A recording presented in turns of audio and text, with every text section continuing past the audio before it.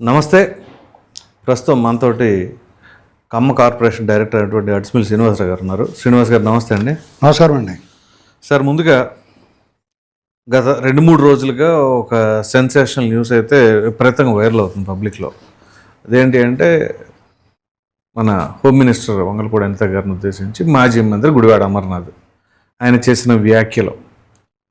సరే, పరిపాలన మీద ప్రభుత్వం పైన విమర్శలు చేయొచ్చు, దాన్ని ఎవరు తప్పుపట్టరు. కానీ వ్యక్తిగతంగా అది కూడా ఒక మహిళని, అది హోమ్ మినిస్టర్ అటువంటి ఉన్నత స్థాయి పదవిలో ఉన్నప్పుడు ఆ రకమైన మాటలను ఏ రకంగా చూడాలి? మరి దీనిపైన ప్రభుత్వం ఏమైనా చర్యలు తీసుకుంటుందా? అసలు ఆలోచన ఉందా? లేకపోతే దీన్ని కూడా ఎక్కడ రాజకీయ కక్ష అనే ధోరణిలో ఆలోచించి వెనకడుగు వేస్తుందంటారా? మరి రాజకీయ కక్ష సాధించడం ఇలాంటివి అసలు చేయరండి టీడీపీ, ఇప్పుడున్న కూటమి ప్రభుత్వం. ఎందుకంటే వాళ్ళు ముందే డిక్లేర్ చేశారు. రాజకీయ కక్ష అంటే ఏంటంటే, వాళ్ళు ఆ అన్న ఊ అన్న, ఆ అంటే అపరాధం, ఊ అంటే అపరాధం అని ఏదో అనుకుని కేసులు పెట్టి అరెస్ట్ చేసి వాళ్ళు మ్యాన్ హ్యాండ్లింగ్ చేయడం అనేటువంటిది రాజకీయ కక్ష అవుద్ది. అవును. హౌస్ అరెస్టులు చేసి, నిర్బంధం చేసి, వాళ్ళని ఉక్కిరి చేసి ఊపిరాడకుండా చేయటం అనేటువంటిది రాజకీయ కక్ష అవుతుంది. ఆ పనులు అసలు చేయరు. అంతవరకు పబ్లిక్ కూడా ఓకే, క్లారిటీ ఉందంటారు. క్లారిటీ ఉంది. వాళ్ళు కూడా అలా చేయకూడదనే కోరుకుంటారు. అయితే ఏమవుద్దంటే, వాళ్ళు ఉద్దేశపూర్వకంగా శృతి మించి, అంటే మానవ సమాజం కట్టుబాట్లు, సమాజానికి హాని చేసే విధంగా ఆ కట్టుబాట్లు దాటి వాళ్ళు వ్యవహరిస్తున్నప్పుడు, మాట్లాడుతున్నప్పుడు ఉపేక్షించడం కూడా తగదండి. ప్రజలు హర్షించరు దాన్ని. అవును. ఫర్ ఎగ్జాంపుల్ ఏంటంటే,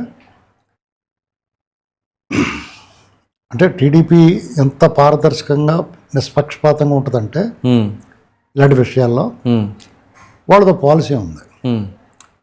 మహిళల పట్ల నువ్వు నీచంగా వ్యవహరించినా, వాళ్ళకి అవమానం చేసినా, అత్యాచార ప్రయత్నం చేసినా, అత్యాచారం చేసినా, వాళ్ళని వేధించినా వాళ్ళ మీద చాలా తీవ్రమైన చర్యలు తీసుకుంటారు టీడీపీ. చంద్రబాబు నాయుడు గారు పబ్లిక్ అనౌన్స్ చేశాడు.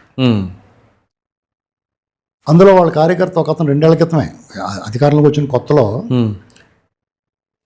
జగన్మోహన్ రెడ్డి గారు మిస్సెస్ భారతి గారి గురించి కొంచెం అసభ్యంగా మాట్లాడాడు.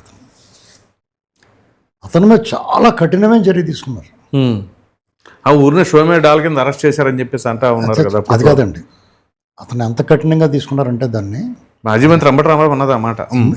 వాళ్ళు మాట్లాడతానికి వాళ్ళకి నాలుగు తాటిపట్లు కూడా తెలియదు. ఓకే. అతన్ని అరెస్ట్ చేసి అతనికి ప్లాస్టిక్ కవర్ ముఖానికి వేశారు. వాళ్ళలో తూతూ మంత్రంగా అరెస్ట్ చేస్తే ఏం చేస్తారంటే, అరెస్ట్ చేసి బాబుని కూల్ డ్రింక్ ఇచ్చి పంపిస్తారు. అవినాష్ రెడ్డిని ఎప్పుడు బెయిల్ వచ్చింది కూడా తెలియదు. అలాగా లేదా అనేక మంది వైసీపీ కార్యకర్తలను చాలా మంది అరెస్ట్ చేసి నోటీస్ ఇచ్చి పంపించిన సందర్భాలు ఉన్నాయి. వాళ్ళు ఇష్టమైనట్టు మాట్లాడినా. వీళ్ళు అలా చేయరండి. ఏం చేసినా చిత్తశుద్ధితో చేస్తారు. నేరం అంటే నేరంలాగా చూస్తారు. రైట్. నేరస్తుడైతే నేరస్తులాగా చూస్తారు. వాళ్ళకి ఏం వెసులుబాటు లేవు. ఒక రకంగా చెప్పాలంటే, వైసీపీలో ఉండి తీవ్రమైన వ్యాఖ్యలు చేసిన వాళ్ళు, ఘోర నేరాలు చేసిన వాళ్ళ పట్లే ఎంతో కొంత ఉపేక్షించి వేచి చూసే ధోరణి ఉంది. అది కూడా తప్పే కదా. అది తప్పే. కానీ ఇలాంటి మాటలు వస్తాయని, అదే నేను అడిగింది మిమ్మల్ని, కక్ష సాధిస్తున్నారని అంటారని వాళ్ళు అంటారు కాబట్టి అన్నట్టుగా వాళ్ళ పట్ల కొంచెం చూడనట్టుగా ఉదారంగా చట్టం చూసుకుంటుందిలే అన్నట్టుగా విడిచిపెట్టారు. చట్టమే చూసుకోవాలి. చట్టమైనా కొంచెం దానివల్ల ఏమవుతుందంటే,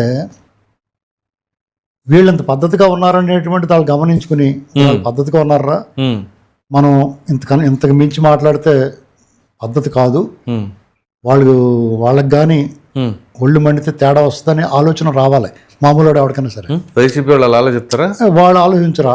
వాళ్ళు సిలబస్ డిఫరెంట్, వేరే సిలబస్ వాళ్ళదంతా అదో రకమైన సిలబస్ వాళ్ళది. వాళ్ళు దాని గురించి మనం ఎంత తక్కువ మాట్లాడుకుంటా వాళ్ళ మీద మనం అలాగ ఆలోచించుకో. ఎందుకంటే వాళ్ళలో వీళ్ళు నిజంగా కక్ష సాధించి వాళ్ళు అయితే, నేను చెప్తున్నాను, సిదిరి అప్పలరాజు అంటే ప్రముఖంగా గత 5 ఏళ్లలో బాగా వినిపించిన పేర్లు. అసెంబ్లీ సాక్షిగా బాబు గారిని అటాక్ చేశాడు. అసెంబ్లీ సాక్షిగా మాట్లాడాడు. గ్రౌండ్లో అక్కడ స్థానిక ప్రతిపక్షంలో ఇన్ఛార్జిగా ఉన్న చాలా మంది మర్చిపోయారు ఈ పేరు యాక్చువల్గా. గౌతు శిరీష్ గారిని చాలా దారుణంగా మహిళ సర్దార్ లచ్చన్న గారి మనవరాలు ఆవిడ అని కూడా చూడకుండా మినిమం కట్టేసి గౌరవం లేకుండా అవును సామాన్యులైనా అదే గౌరవం ఇవ్వాలి. అయినా సరే గౌతు లచ్చన్న గారు మనవరాలు కొంచెం గట్టిగా హెరిడేటరీ మరి అటువంటి పైగా శ్యామ్ సుందర్ శివాజీ గారు ఆయన ఎంత మంచోడైనా అవును సౌమ్యుడు వాళ్ళ కుటుంబానికి ఇంతలా వాళ్ళతో అనుకోవాలి, వాళ్ళు మంచోళ్ళరా అని అనుకోవాలి. అది కూడా అనుకోకుండా చాలా దారుణంగా బిహేవ్ చేశాడు.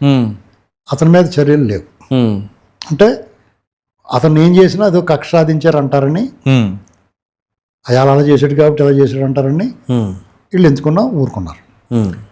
కొడాలి నాని ఇక ఆయన అయితే టాప్, అది ఎక్స్ట్రీమ్ టాప్. మన కొడాలి నాని కూడా కనపడుతుంది, కానీ మల్లాది విష్ణు పంచమర్తి అనురాధ గారిని అలా మాట్లాడాడు అతను. వెల్లంపల్లి శ్రీనివాస్ ఇలాగా మీకు అనేక మంది ఉన్నారు అలాంటి వాళ్ళు. అవును ఏంటంటే కాబట్టి వీళ్ళు ఏం చేశారంటే మాకు క్లారిఫికేషన్ ఇచ్చారు. ఒకసారి అడిగాం మేము ఇవన్నీ. ఇది మనం వాళ్ళు చేశారని మనం చేయకూడదు. అలాగా వాళ్ళు తప్పు చేసిన వాళ్ళకి చట్ట ప్రకారం శిక్షిద్దాం. కాబట్టి మనం అనవసరంగా గొడవలకు వెళ్లకుండా అభివృద్ధికి ఆటంకం కలుగుద్ది. మనం ఇటువంటి దాటి మీద దృష్టి పెడితే మన మైండ్ కాన్సన్ట్రేషన్ అంతా కూడా ఈ గొడవలో, దీని తర్వాత వచ్చే పర్యవసనాలు, దాన్ని ఎలా ఫేస్ చేయాలి, ల్యాండ్ ఆర్డర్ ప్రాబ్లం, దీని మీద మన మైండ్ డైవర్ట్ అవుద్ది. మనం పెట్టుబడులు తెచ్చే సమయం, లాంచ్ అవ్వాల్సిన సమయం, ల్యాండ్ అవ్వాలి, అవన్నీ అమరావతి ఉంది, పెద్ద టాస్క్లు ఉన్నాయి మనకి. ఆర్థికంగా సంక్షోభంలో ఉంది, అనేక పథకాలు మనం ప్రకటించున్నాం, అవన్నీ హామీలు నెరవేర్చాలి. కాబట్టి మాలాటోళ్ళు కొంతమంది మేము లేవనెత్తిన ఈ ప్రశ్నలకి వాళ్ళు కన్విన్స్ చేశారు, మేము కన్విన్స్ అయ్యాం. ఓకే, కానీ అది ఒక సమ్ ఎక్స్టెంట్ వరకు మళ్ళీ లిమిట్ ఉంటుంది కదా, దానికి లిమిట్ దాటిపోయి మాట్లాడుతున్నారు. రోజా గారైనా ఆవిడ మీద ఆడదాం ఆంధ్రలో 100 కోట్ల స్కామ్ ఉంది, సిద్ధార్థ రెడ్డి ఆవిడని అన్నారు. ఆవిడ మీద చర్యలు లేకపోయేటప్పటికి ఆవిడ ఇంకా రెచ్చిపోయి నేను అసలు నేరం చేస్తే నన్ను మీరు వదులుతారా అని, నేను అలా చేయలేదనే మాట్లాడుతుంది. ఇంకా విచారణ లేకపోతే కేసు ఏమి కోర్టుకి వెళ్లకుండానే నేను నిర్దోషిని ప్రకటించేసుకుంటాను. చంద్రశేఖర్ రెడ్డి పేరు నాని మీ దమ్ముడు నన్ను అరెస్ట్ చేయండి, నేను తప్పు చేస్తాను, నన్ను ఎందుకు అరెస్ట్ చేయరు అంటున్నాడు. అతను నోటితో అతను ఏం చెప్పాడు, చంద్రబాబు గారు మంచోడు కాబట్టి మా ఆవిడని వదిలేశారు. అంటే అక్కడ వీళ్ళ మంచితనాన్ని, వీళ్ళ చట్ట ప్రకారం రూల్ ఆఫ్ లా ప్రకారం వెళ్ళాలి అనుకున్న వీళ్ళ మోటోని దెబ్బతీస్తున్నారు వాళ్ళు. దాన్ని చేతకంతనంగా తీసుకుంటున్నారు. ఆ మాట నేను అన్నాను. వాళ్ళు చాలా మంది కామెంట్స్ పెడుతున్నారు, అదే సార్ కామెంట్ చేస్తున్నారు. పబ్లిక్లో టీడీపీ వాళ్ళు కూడా చాలా అసహనంగా ఉన్నారు. కొడాలి నాని 2 ఏళ్ళు నోరు మూసుకున్నాడో సరే, చచ్చేళ్లే పోమనుకున్నారో, సగం చచ్చి ఉన్నాడు, ఇంకేమంటాంలే, ఆపరేషన్లు అవి చేయించుకో, అనారోగ్యం ఆడితోటి ఏంటిలే అన్నట్టుగా కొంత వెసులుబాటు ఇచ్చారు వాళ్ళు. సరే, ఇలాంటి అనారోగ్యం ఉన్నప్పుడు చేస్తే కూడా పద్ధతి కాదులే, మానవత్వం ఆలోచించారు. వాడు మళ్ళీ మొదలెట్టాడు. అన్నాడు కదా, స్వరం కంపరం చాలా దారుణంగా మాట్లాడాడు మొన్న. అవును, చంద్రబాబు నాయుడు గారు అన్నాడు, కానీ మాటలు మాత్రం అయ్యే మాటలు, అదే ఫ్లేవర్. మధ్యలో గారులు వెళ్ళిపోయినాయి. ఇలాంటి పరిస్థితుల్లో ఇంతేకాకుండా కొంతమంది అధికారుల పోస్టింగ్ల విషయంలో అప్పుడు అరాచకం చేసిన వాళ్ళు అక్కడ కనపడుతున్నారు. అప్పుడు వాళ్ళే, ఇప్పుడు వాళ్ళే అనేటువంటిది వినిపించకూడదు. అవును, ప్రభుత్వం మారిన తర్వాత రాష్ట్రం చాలా పీస్ఫుల్గా ఉంది. ఇప్పుడు పథకాలన్నీ చక్కగా అందుతున్నాయి. ఎవరికి బెంగ, భయం లేదు, ఆందోళన లేదు, ప్రశాంతంగా ఉన్నారు. ఎవడు బతుకాడు బతుకుతున్నారు హాయిగా. రేపు రాబోయే ముందులే మంచి కాలం అన్నట్టు ఎదురు చూస్తూ ఉన్నారు. వీళ్ళు కూడా అంత మ్యాక్సిమం కష్టపడుతున్నారు, ఊపిరి సలపకుండా కష్టపడుతున్నారు. రైట్. ఇలాంటి పరిస్థితుల్లో వాళ్ళకి ఏ వంక దొరకనో డొంకెట్టి నేడిచినట్టుగా కులాల కుమ్ములాటలో చైన్ స్నాచర్స్, రౌడీ షీటర్స్, గంజాయి బ్యాచ్, బ్లేడ్ బ్యాచ్ వాళ్ళకి మద్దతుగా నిలబడుతున్నారు. దానికి కులం ఆపాదిస్తున్నారు. ఏ ఇద్దరు దెబ్బలాడుకున్నా వాళ్ళిద్దరు కులాలు కుంపట్లు పెట్టాలని చూస్తూ ఉన్నారు. ఇద్దరు దెబ్బలాడుకున్న దానికి కులాలకు సంబంధం ఏంటంటే ప్రతి అంశంలోనూ. ఇప్పుడు ఫ్యాక్షన్ రాజకీయాలు ఎలా ఉంటాయంటే ప్రతి ఊళ్ళోనూ 2 గ్రూపులు చేస్తారు. ఏదో గ్రూప్కి మద్దతుగా నిలుస్తారు.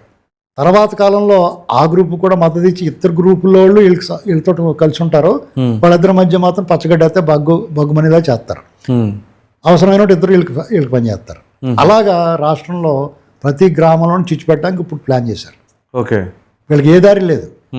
మేము ఇలా మేము బాగా పనిచేసి మాకు ఓటేయండి అంటాం లేదు, ఉమ్, వీళ్ళు బాగా చేయట్లేదు అంటాం లేదు. ఇప్పుడు ఉమ్, ఇప్పుడు ఏ విషయం చూసుకోండి మీరు, బ్రహ్మాండంగా చేస్తున్నారు. ఉమ్, వీళ్ళ చెయ్యిందల్లా ఏంటంటే కక్ష సాధింపు లేదు, ఉమ్, ప్రతీకార వాంఛ లేదు, వాళ్ళని దెబ్బడి చేయాలనుకోవడం లేదు. ఉమ్. మరి ఇప్పుడు మీరు ఏ రకంగా ప్రశ్నిస్తారు వీళ్ళని? మరి ఇప్పుడు మాట్లాడుతున్న వాటిని మహిళల గురించి మాట్లాడుతున్న ఏకంగా హోమ్ మినిస్టర్ పైన అది మాట్లాడితే వాళ్ళు ఎలా ఎంత చూస్తారు? ఎక్స్ట్రీమ్కి వెళ్ళిపోయారంటే, ఉమ్, మనం ఎంత అరాచకంగా మాట్లాడినా రప్ప అన్న ఏమన్నా వీళ్ళు ఏమీ చేయట్లేదు, ఉమ్, వీళ్ళు ఏదో రకంగా దెబ్బలాటలోకి లాగాలి, పెంటలోకి లాగాలి, ఉమ్, బురదలోకి లాగాలి. ఉమ్, ఆ ఉద్దేశంతో వాళ్ళు నోటుకు వచ్చినట్టు మాట్లాడుతున్నారు. ఉమ్, దానికి వీళ్ళేమో వీళ్ళు చిచ్చి వీళ్ళు ఎప్పుడు ఇంతే కదా అన్నట్టు వాళ్ళు చూస్తున్నారు. నువ్వు క్షమాపణ చెప్పు ఇలాంటి మాటలు మాట్లాడుతున్నారు. కానీ పబ్లిక్కి ఏమనిపిస్తుందంటే, ఉమ్, ముందు వాళ్ళు మాట్లాడే మాటలు కోపం వస్తుంది, ఉమ్, ఆగ్రహంగా మారుతుంది, ఆవేశంగా మారుతుంది, ఆక్రోశంగా మారుతుంది. ఉమ్, వీళ్ళు ఏమీ చేయట్లేదు అనేటువంటి ఆవేదనగా మారిపోయి వీళ్ళమే కోపం వస్తుంది. ఉమ్, ఎవరి మీద? ఇప్పుడు చిన్నపిల్లలు అల్లరి చేస్తూ ఉంటారండి, ముందు ముద్దుగా ఉంటుంది, అవును, వాళ్ళు పేచీ పెడతా ఉంటారు, ఏడుస్తూ ఉంటారు. కాసేపు ఏమమ్మా వాళ్ళకి ఏదైనా ఇచ్చి మాట్లాడచ్చు, మనం కూడా ట్రై చేస్తాం, చాక్లెట్ ఇచ్చి ఉమ్, ఉమ్, అవును, అది అనుకుండా మనల్ని కూడా ఏం రాయించి కొట్టేస్తున్నాడు అనుకోండి, ఉమ్, ఏమైనా బుద్ధి లేదని అంత అల్లరి చేస్తుంటే కంట్రోల్ చేయాలి, అది పక్క తీసిపో అంటాం అనమా. ఎవరిని అంటాం? అవును, తల్లిదండ్రులు అంటాం. కరెక్ట్. వాళ్ళు అల్లరి చేసిందా తల్లిదండ్రులు తప్పేనా ఉందా? తప్పలేదు కదా. ఉమ్, సేమ్ ఇదే పరిస్థితి ఉమ్, ఇక్కడ కూటమి పెద్దల మీద ఉమ్, ఉంది. ఉమ్, కాబట్టి ఎక్స్ట్రీమ్ ఏంటంటే, మామూలుగా మహిళల పట్ల ఎవరు అనుచితంగా వ్యవహరించినా చాలా కఠినమైన చర్యలు తీసుకునే విధానం చంద్రబాబు గారి పరిపాలన ఉంటుంది. ఉమ్. ఇప్పుడు అమర్నాథ్ ఏం మాట్లాడాడండి? ఏమంటాడు? మేకప్ అంటాడు, చాలా దారుణంగా మాట్లాడాడు. ఇప్పుడు అది ఒక్కటే కాదు, నువ్వు చేసే పనులు మా కార్యకర్తలు చేయలేరు అంటాడు. నా కారు ఎక్కి తిరుగుతున్నా సిగ్గు లేకుండా అంటారు. ఆయన కారు వాళ్ళ బాబు ఇచ్చిన కారు అది. అది అది ఎంత అమాయకత్వం అనాలా, లేకపోతే అప్పుడు అమాయకత్వమే కాదండి, వీళ్ళు ఏం చేస్తారో చూద్దాం. నా కారు నువ్వు వేసుకెళ్తావు అని అంటానికి దాన్ని ఎంత ఫూలిష్నెస్ అది. ప్రజల మధ్య ఇప్పుడు జనాలకి ఆ ఫూలిష్నెస్ కనపడదండి. హోమ్ మినిస్టర్ అన్నాడు మా వాడు దమ్మున్నవాడు, వీళ్ళు ఏమీ చేయట్లేదు చేతగాని వాళ్ళు అన్నట్టుగా పోర్ట్రేట్ చేస్తున్నారు. వీళ్ళు కూడా ఇమ్మీడియట్గా కేసు కట్టించి అక్కడున్న పోలీసులో, ఇప్పుడు పోలీస్ బాస్ కదా ఆవిడ, అవును, మంత్రి గారు, ఆ కమిషనర్ చర్యలు తీసుకోవాలి కదా. ఎవరైనా మేము మాట్లాడుతున్నావు వచ్చి సమాధానం చెప్తుంది, ఏంటి ఇలా మాట్లాడుతున్నావు నువ్వు, ఎందుకు చర్యలు తీసుకుంటలేదు, ఎవరు చెప్పాలి అంటే ప్రతిదానికి బొట్టెట్టు చెప్పాలా? దానికి ప్రభుత్వం రెస్పాండ్ అవ్వాలేమో. సుమోటోగా వీళ్ళకి లేదా? సుమోటో ఏంటండి, వాళ్ళంతటి వాళ్ళు నువ్వు ఇలా మాట్లాడుతూ అదే అంటున్నాను, ప్రజల మధ్య వైషమ్యాలు రెచ్చగొడుతుంటే ఇప్పుడు వాళ్ళ బాధ్యత అండి అది పోలీసులది.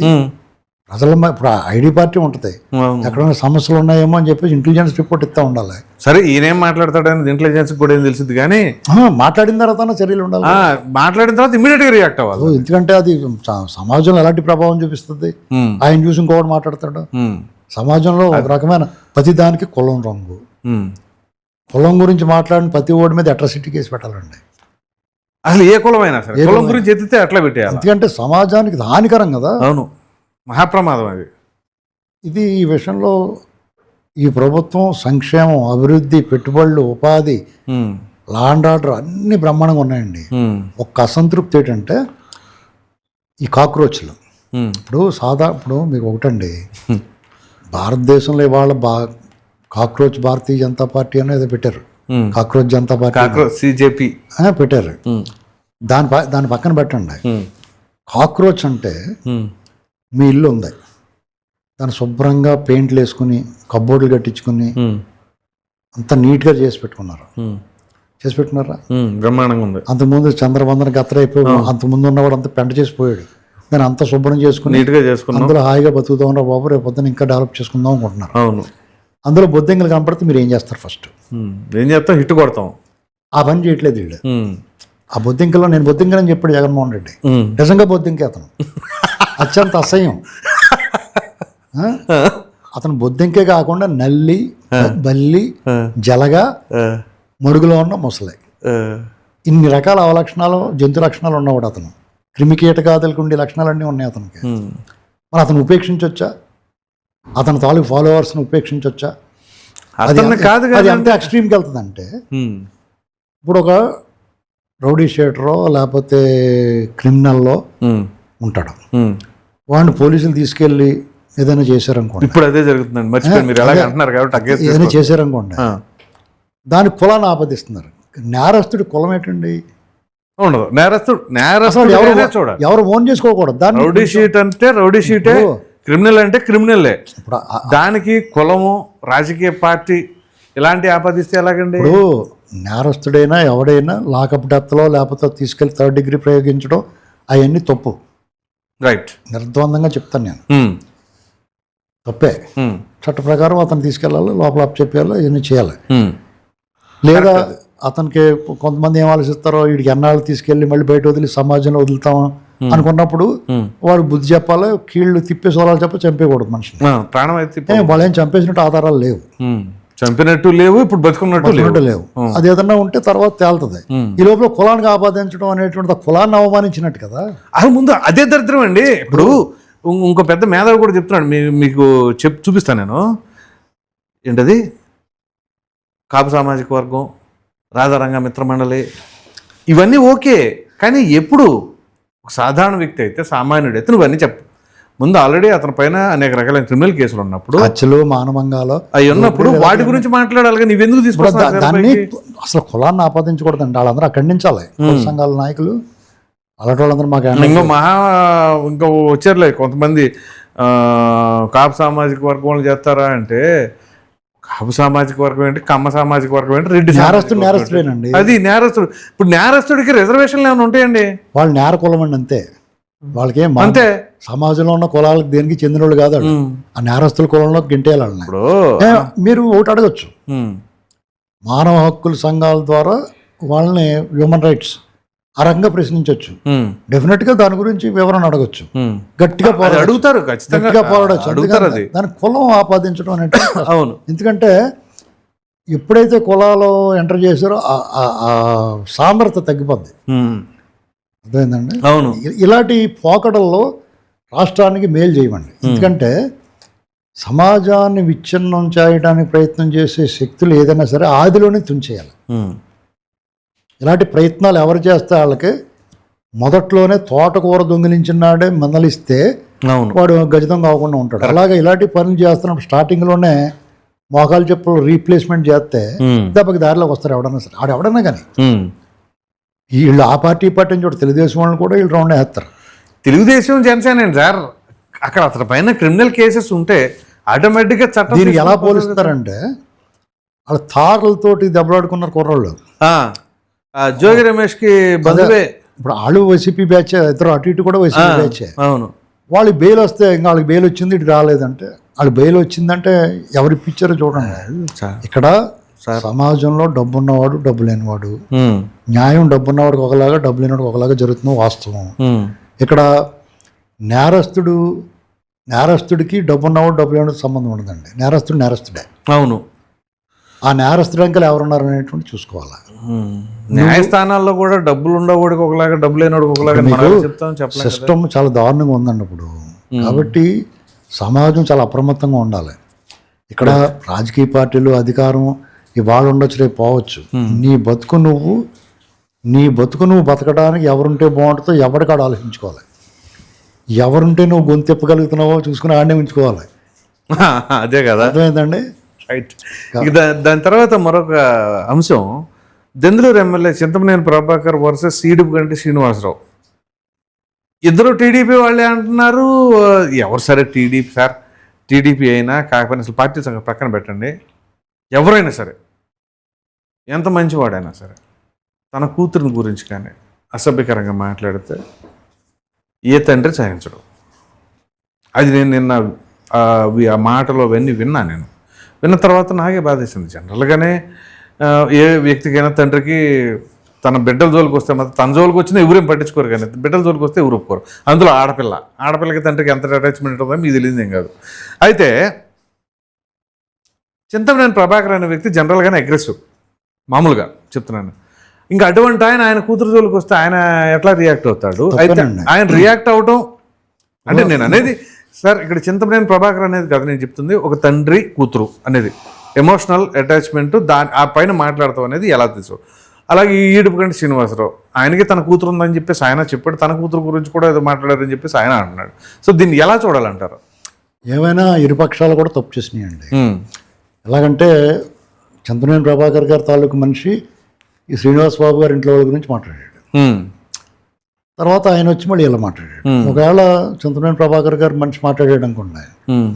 చింతమనేని ప్రభాకరే ఖండించాలి దాన్ని అప్పుడే. చింతనేని ప్రభాకర్ గారు కంట్రోల్ చేయాలి ఒకటి ఫస్ట్. రెండు, శ్రీనివాస్ బాబు గారు కూడా వాళ్ళకిద్దరి మధ్య సాన్నిధ్యం ఉంది. ఉన్నట. అవును. ఆయనతో కలిసి పనిచేసిన ఆయనే. 24 ఎలక్షన్ అప్పుడు కొంచెం తేడా వచ్చింది. ఈయన కూడా సీట్ కోసం ట్రై చేశాడు కాబట్టి అది మనసులో పెట్టుకుని దూరం పెట్టాడు ఈయన్ని. ఓకే. ఈ తర్వాత ఈయన మీద ఆరోపణలు ఏంటంటే వైసీపీ వాళ్ళు బెయిల్ ఇప్పిస్తున్నాడు అది ఇది అన్నాడు. మీకు అది వృత్తి, అది దాని గురించి మనం ఖండించలేం. మీ దగ్గరికి ఎవడో వస్తాడు వాళ్ళ క్లయింట్ లెక్కలో చూసుకుంటే కదా, అదొకటి. ఏమైనా కొంచెం గ్యాప్ అయితే ఉంది. ఆ గ్యాప్ ఉన్నప్పుడు మరింత అప్రమత్తంగా ఉండాలి మాటలు మాట్లాడేటప్పుడు. కరెక్ట్. ఇప్పుడు ఇష్టంగా ఉన్నప్పుడు ఒకలాగా ఉంటే, ఇష్టాలు లేనప్పుడు ఒకలాగా ఉంటాయి మాట. అంతేగా. శ్రీనివాస్ బాబు గారు తొందరపడ్డాడు, అక్కడ మన చింతనేని ప్రభాకర్ గారి మనిషి కూడా పొరపాటు మాట్లాడాడు. అదేమైంది, డైరెక్ట్గా చంద్రబాబు ప్రభాకర్ గారి ఇంట్లో వాళ్ళ గురించి అతను కొంచెం అనుచితంగా మాట్లాడేసాడు. అది ఆ మాట్లాడేటప్పటికి సహజంగానే ఆవేశపడ్డాడు అతను, దూకుడుగా ఉండే స్వభావం. ఆయన వచ్చి ఇన్మే పడ్డాడు. అది ఏది హైలైట్ అయింది, ఈయన తాగేసి ఇంటి మీద దాడి చేశాడు అనేది. ఆయన తాగుతాడు లేదు నాకు తెలియదు, అక్కడ తాగేసి చేశాడు అనేది కాల్చాడు. అది హైలైట్ చేసి చూపించారు. అదే చూపించారు మీడియా అంతా. వెనకాల ఏం జరిగిందో తెలుసుకునే లోపల ప్రభాకర్ దౌర్జన్యం చేస్తున్నాడు, ఈయన ఇప్పుడు గతంలో ఒక ఎంఆర్ఓ మీద అప్పుడు కూడా ఈయన తప్పు కాదు. కానీ చింతనేని ప్రభాకర్ కూడా మంచి పేరు లేదు అక్కడ. అక్కడ నాకు తెలిసి నాకు చాలా మంది ఇందాక ఒక గంట క్రితం కూడా ఫోన్ చేసి చెప్పాడు ఒక ఆయన. నేను నిన్న మాట్లాడిన దాని మీద నాకు ఒక ఆయన ఫోన్ చేసి, చింతనేని ప్రభాకర్ గురించి మీరు బాగానే మాట్లాడారు, మంచోడు అన్నట్టు చెప్తున్నారు మీరు, అది కరెక్ట్ కాదండి అని చెప్పాడు. ఎందుకంటే లోకల్గా ఉండే ఫీడ్బ్యాక్ అది. ఓకే. ఆయన చాలా మంది దగ్గర ఎలాగే పురుషుగా నోటుకొచ్చినట్టు మాట్లాడతాడో అది ఒక రకంగా కరెక్ట్ కాదు. అది ప్రజాప్రతినిధిగా ఉన్నప్పుడు పద్ధతిగా ఉండాలి, ఇలాంటి వాళ్ళు చెప్తూ ఉంటారు. మాకు తెలిసినంత వరకు చింతనేని ప్రభాకర్ గారు కూడా కొంచెం డోంట్ కేర్ అన్నట్టే ఉంటాడు చాలా మందిని. అండ్ నాకున్న ఫీడ్బ్యాక్ ఏంటంటేనండి, ఆయన ఏదైనా ఉంటే మనసులో పెట్టుకోవడం అన్ఫిల్టర్డ్, డైరెక్ట్గా ఉన్నది చెప్పేస్తాడు. ఆ బోలా మనిషి ఎవరికేం కావాలన్నా ఇమీడియట్గా రెస్పాండ్ అవుతాడు. ఎవరు అవసరమైనా, అదే అది పేదవాళ్ళైనా ఎంత వాళ్ళైనా సరే ఇమీడియట్గా. అక్కడ మీకు నియోజకవర్గాలు ఎలా ఉంటుందంటే అండి, రాజకీయంగా వీళ్ళు మనవాళ్ళే, వాళ్ళు మన దగ్గర చేసుకోవాలన్నట్టుగా కొంత రాజకీయంగా ఉంటుంది. అలాగే ఆయన చాలా మంది భోజనాలు పెడతాడు, లేకపోతే కబక్కనే ముందు నిలబడతాడు, డబ్బులు ఇచ్చి సాయం చేస్తాడు, ఇలాంటివన్నీ ఉన్నాయి. అది మొదటలో అతని గ్రాఫ్ పెరగడానికి ఉపయోగపడింది. తర్వాత డెఫినెట్ గా అతని సొంత సామాజిక వర్గంలో అతని వ్యతిరేకత ఉంది ఒకటి. రెండు, అభయ్ చౌదరి పట్ల అక్కడ కమ్మ సామాజిక వర్గం అంతా అభయ్ చౌదరి అంకల్ ఉందని నేను అనుకుంటున్నాను. నేను ఎక్కువ మెజారిటీ సాఫ్ట్ నేచర్ లేకపోతే మొత్తం ఏదో కానీ. అభయ్ చౌదరి కూడా చాలా మంచోడు. అంటే రాబోయే రోజులు అతను టీడీపీలోకి వస్తే అతను టికెట్ తెచ్చుకుని ఆశ్చర్యపోకలేదు. That is different. కానీ అంటే మీకు అవకాశం ఇవ్వకూడదు ప్రభాకర్ గారు అటువంటి. ఎందుకంటే ఇతను తిరుగులేదురా అనేటువంటి స్థాయి నుంచి అతను కూడా ఉన్న శ్రీనివాస్ బాబు గారు టికెట్ ట్రై చేశాడు. మొన్న లాస్ట్ మినిట్ వరకు అతను టికెట్ అనౌన్స్ అవ్వలేదు అనే పరిస్థితి వచ్చిందంటే దాని కారణం ఏంటి? పార్టీలో ఇది గుదిబండగా మారింది, బాబు అనుకుంటున్నారేమో. ఆ పరిస్థితి ఎంత తెచ్చుకోవాలి? నీకు అంత అగ్రెసివ్గా ఉండి అంత పేరుండి రాష్ట్ర వ్యాప్తంగా నీకు బోడంత పేరు ఫాలోవర్స్ ఉన్నారు. చింతనేని ప్రభాకర్ అంటే బోడంత ఫాలోవర్స్, ఇతరైన క్రేజ్ ఉంది అతను. ఆ క్రేజ్ దూరపు కొండలు నునిపోయినట్టు దూరంగా ఉన్న వాళ్ళకి బాగా కనిపిస్తుంది, దగ్గరగా ఉన్న వాళ్ళకి లోటుపాట్లు తెలుస్తుంది. సపోజ్ నేనే ఉన్నానండి, లేకపోతే మా రాజేష్ గారు ఉంటాం. మేము అతన్ని ఒకప్పుడు నర్సీపట్నం అరెస్ట్ తీసుకెళ్లి చంపడానికి చూసారు. ఫస్ట్ బ్రేకింగ్ మేమే చేసాం. అవాళ డిబేట్లో ఉన్నాను నేను. ఓకే. మూర్తి గారి డిబేట్లో అవాళ ఫస్ట్ బ్రేకింగ్ మేము అతను చంపేస్తున్నారు, జాగ్రత్త చూడండి, అలర్ట్ చేసి అడలు కొట్టేసాం. అందరిని కొట్టేస్తే విరమించుకున్నారు. తర్వాత అతని గురించి అప్పుడే స్కెచ్ అది ఎప్పుడో 22లో ఎప్పుడో. తర్వాత చింతలేని ప్రభాకర్ మీరు ఇందా మధ్య బోళా మనిషి, 10 మంది సాయం చేస్తాడు, కొంచెం ఆవేశం ఉన్నది, నిజాయితీగా ఉన్నాడు, పొగరుగా ఉంటాడు, ఇలాంటి మాట్లాడి అతను హైలైట్ చేసి మాట్లాడతాం. అతనికి తెలుసు ఎవరెవరు మాట్లాడుతున్నారు. తర్వాత మేము ఎప్పుడు ఎదురుపడ్డానికి ఎవరన్నా ఉన్నట్టు చూస్తాడు. దానికి నేను కూడా ఏం ఊరుకోలేదు. ఈసారి ఎవరన్నా అడిగాను పక్కన ఉన్నామండి. ఏదో సందర్భంలో అంటే ప్రతి మనిషికి ఒక ఇగో ఉంటుందండి. అంతేగా మరి. ఇప్పుడు స్టేజ్ మీద కలిసాం ఒక చోట. కలిసినప్పుడు కనీసం పార్టీ కోసం మాట్లాడాం కదా మేము. అవును. ఎక్కడ మారుమూల ఎక్కడో పాతపట్నం నియోజకవర్గం ఒరిస్సా బార్డర్ మధ్యలో పర్లాకిమిడి దాటిన తర్వాత మెలియాపుట్టి మండలంలో ఉన్నవాడు పలానా అడుసు శ్రీనివాసరావు గారు మన పార్టీ గురించి మాట్లాడుతున్నారా బాబు అని, అతను మీ నమస్కారం బాబు మీరు చాలా బాగా మాట్లాడతారని ఆ తృప్తి మాకు అదే అదే ఆనందం మాకు. ఈ పార్టీ గురించి లేకపోతే వీళ్ళు గెలవడం కోసం లేకపోతే వీళ్ళ గురించి నోరు నెప్పెట్టిలా మాట్లాడి ఈయన చంపేతాన్ని చూసినప్పుడు మేమందరం ఎలుగెత్తి పోరాడిన వాళ్ళని ఎవడరా నువ్వు అన్నట్టు చూస్తే ఎలా ఉంటుంది మాకు. తెలిసి కూడా తెలియనట్టు నటిస్తే మీరు ఎవరో తెలియదు అన్నట్టు చూస్తే అప్పుడు నాకు ఒళ్ళు మండి ఏం చేశానంటే ఆ పక్కన ఉన్న ఆయన నాకు పరిచయం అడిగాను నేను, ఆయన కనపడేలాగా ఇది ఈ సార్ ఎవరండి అని. నా పక్కన కూర్చున్నాము. అంటే ఆ కోపం ఎవరికైనా సహజంగా బాధ ఉంటుంది. నేను మనసులో ఏం పెట్టుకోకుండా చెప్తున్నాను. నేను దీన్ని నీకు అంత వచ్చేసిందని ఎవడన్నా అనుకుంటే నేనేం చేయలేను. నాకు ఆ బాధ ఉంది, నాకు నేనేం దాచుకోలేదు. మరి అప్పుడు ఆయన రియాక్షన్ ఏంటి? రియాక్షన్ అంటే కంగు తిన్నాడా లేకపోతే తినలేదో. అతనైతే మాత్రం ఇంకా ఇలా అడుగుతున్నాడు రా బాబు నన్ను. ఆయన ఎవరని నేను అన్నానంటే నేను ఎలా ఉన్నాను గుర్తించలేదని బాధపడ్డాను. ఆయనకి బాధ ఉంటుంది, ఖచ్చితంగా ఉంటుంది. ఎందుకంటే కానీ అక్కడ ఎక్స్ప్రెస్ చేయలేకపోయాడు అతను. మామూలుగా అయితే కొట్టేసినేమో పట్టుకుని. రైట్. కాబట్టి ఎవరికాడికి ఎంత ఎలాంటికైనా చిన్న సామాన్యుడికి కూడా ఒక ఈగో ఉంటుంది. వాళ్ళు ఈగో హర్ట్ చేయకూడదు ఎప్పుడు కూడా ఎవరు. అర్థమైందండి? అదే శ్రీనివాస్ బాబుకైనా ప్రభాకర్ గారికైనా వర్తిస్తుంది, ఎవరికైనా వర్తిస్తుంది. రాజకీయాల్లో ఉండి 10 మందికి తెలిసిన వాళ్ళు ఇంకా మరింత బాధ్యతగా మరింత అవకాశాలు వినయమే ఆభరణంగా ధరించి ఉండవు. పవన్ కళ్యాణ్ గారిని నేను ఎందుకు పొగుడుతానంటే తనను తాను తగ్గించుకునేవాడు హెచ్చింపబడుతున్న ఆయన ఒకసారి చెప్పాడు. అవును. చెప్పి దాన్ని అనుసరిస్తాడు ఆయన. ఇవాళ ఆయన నేషనల్ ఫస్ట్ అంటున్నాడు, అవును, బాబు గారు స్టేట్ ఫస్ట్ అంటున్నాడు. వీళ్ళిద్దరు కాంబినేషన్లో మనం మంచి పార్టీలో మంచి కూటమికి పనిచేస్తున్నాం అని చెప్పి అర్థం చేసుకుని ఆత్మ తృప్తి ఉంటుంది మనకి. అవును. వీళ్ళు చేయాల్సిందల్లా అన్ని చేస్తున్నారు, ఒకటి మిగిలి ఉంది. దుష్ట శిక్షణ దబిడి కార్యక్రమం ఒకటే లేదు. అది మొదలెడితే సంపూర్ణం. Right sir, thank you.